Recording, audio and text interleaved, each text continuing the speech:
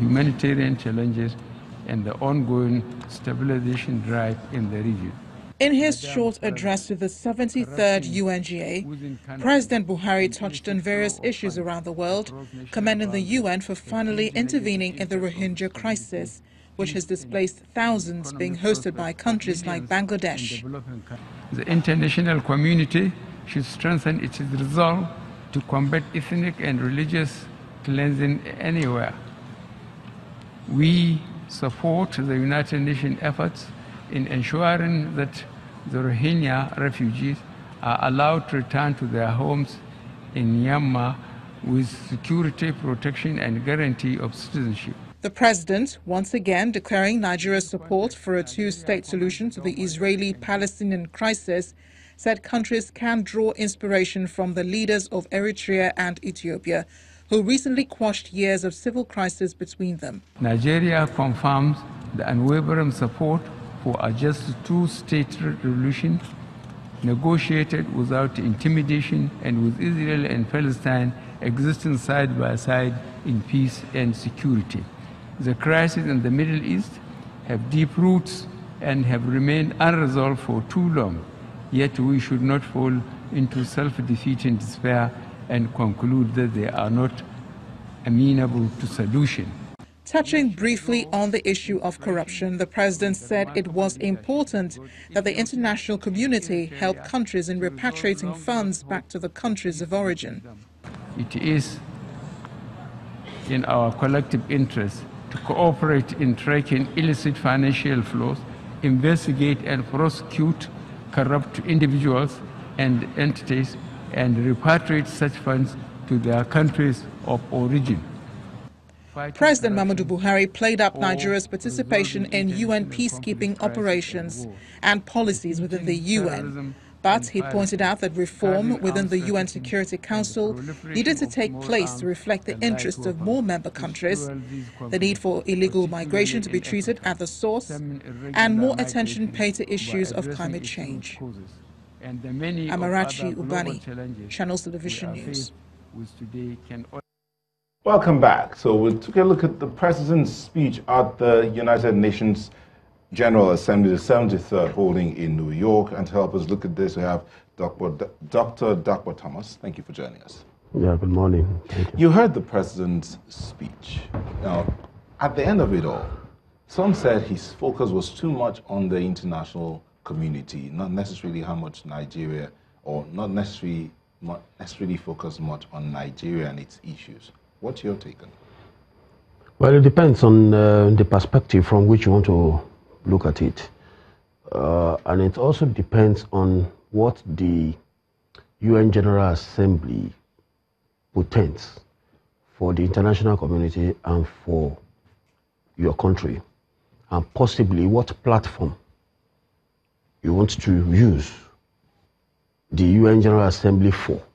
Is it to promote and propagate the philosophy of your own government or your country and expound the tenets of nationalism?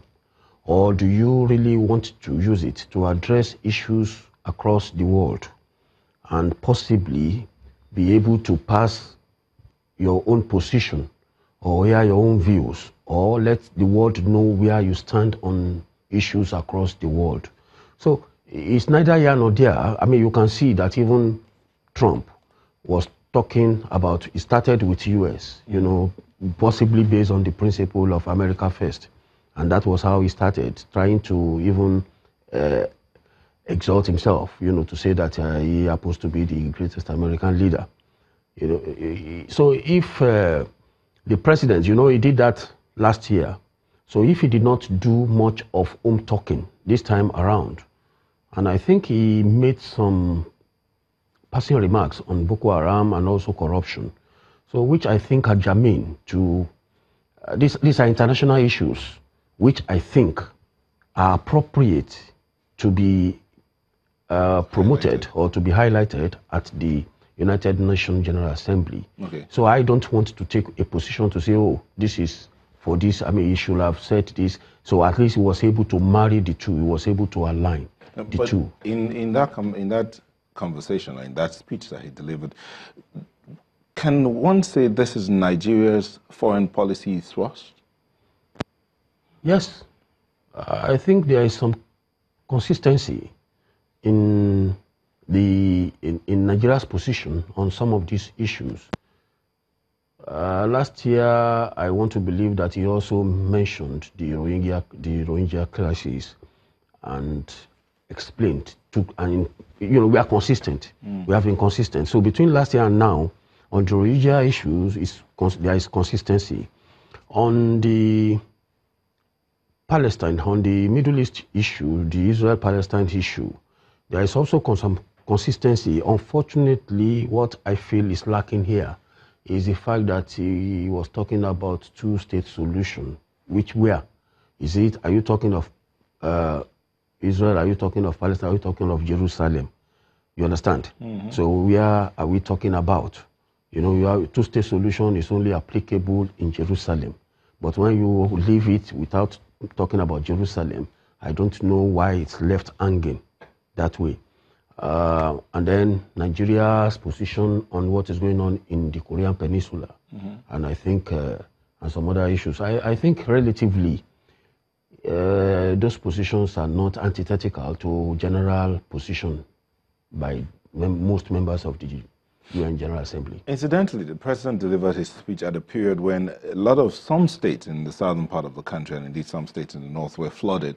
We've been having these flood issues, rising water levels and all of that. So he talks about providing relief, humanitarian assistance to millions affected by terrorism, drought and floods. Nigeria is affected in some parts by terrorism. A lot of states have been affected by floods. Lives have been lost, property destroyed. Now, if the president delivering his speech did not use the word passing comments as regards Boko Haram and how it affects Nigeria, but I noticed that in that speech he also talked about Nigeria's role in ameliorating the situation in some parts of the country as regards terrorism and all of that. Yeah. Is that what we should be talking about right now? That we should not be talking about? No. That just passing comment? No, it depends. It depends on the number of minutes that you have. And it depends on which areas you feel, which points, which issues you feel are very germane to your own domestic policies, to your own domestic, you understand, to your own domestic issues or policies. Just hold your thoughts. We'll just take a quick break and then we'll come back to continue the conversation. Please don't go away.